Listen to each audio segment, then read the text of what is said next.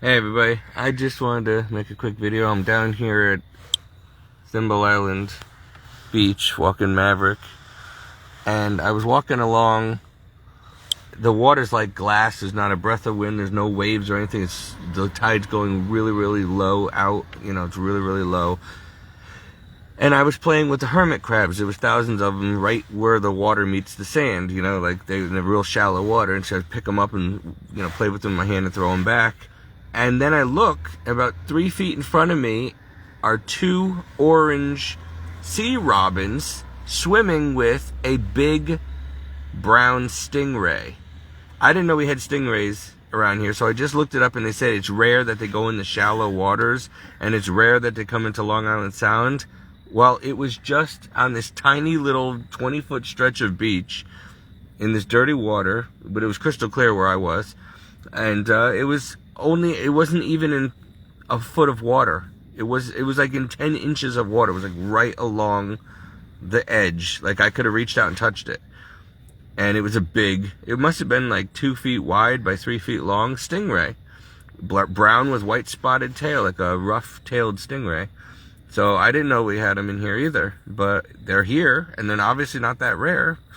Maybe people just don't see them because the water's so dark and murky around here, and it was swimming with following 2 sea robins, and I've never seen sea robins in that shallow water. I catch them all the time, but off the docks, but I never seen them in like 5 inches of water. So they were all the fish were like on the edge, and then I saw this.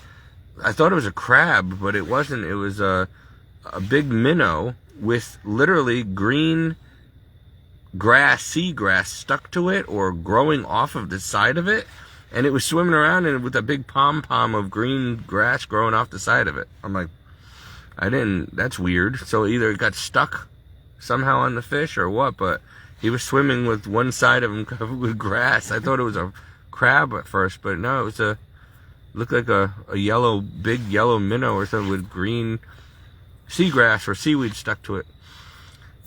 So you see all kinds of strange things when you're at the beach alone. There's nobody down here. It was so nice, quiet, not a breath of wind, gray, ugly day, but, misty, but quiet. No ripples in the water, nothing. The water was like glass, like a mirror.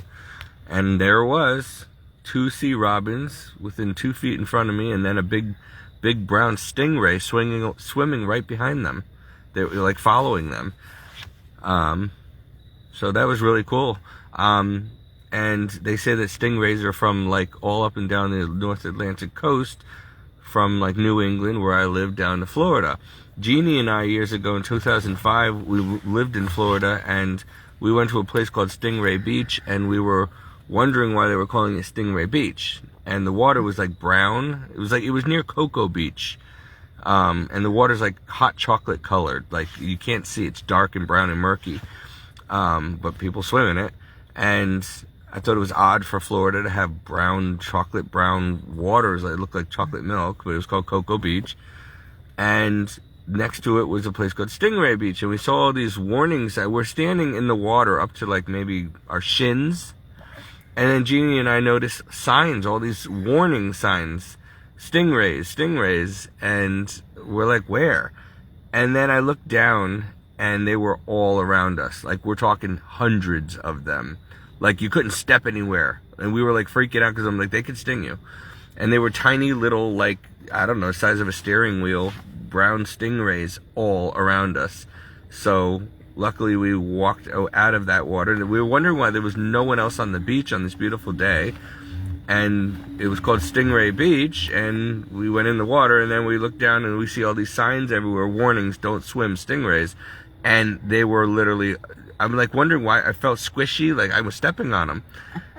And we're very lucky not to have gotten stung. So we freaked out and carefully walked back out of the water.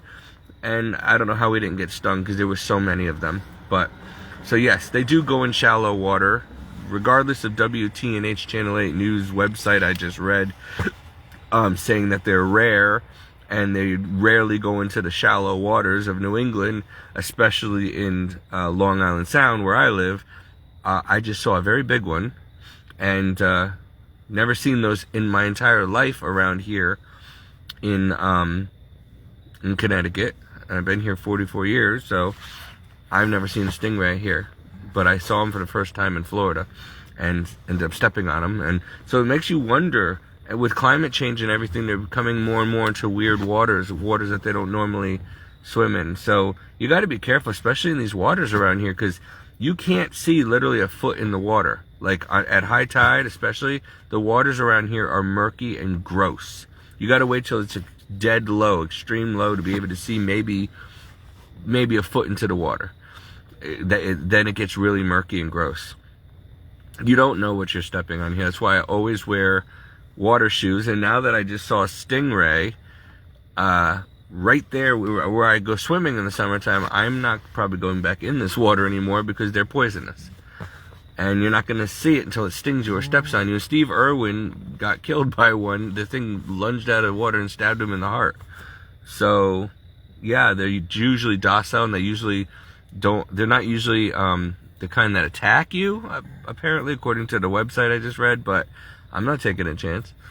So we have stingrays here in the beaches in Connecticut now, so people be careful. I mean, it's fall now, so not many people are going to be swimming now, but, you know, I had no idea we had to worry about these things now as well. The jellyfish, I've seen man-o'-wars here. I've seen all kinds of strange jellyfish, things that normally don't belong here, as the waters are warming, climate change and all that stuff. So something's definitely up, but now stingrays. So I know what I saw. It was clear as day. It was right in front of me. I could have touched it if I wanted to. It was that close to me. It was only like 2-3 feet in front of my face, like in like only 5-10 inches of water, not even 5 inches of water. It was skirting right by my face. I couldn't believe my eyes.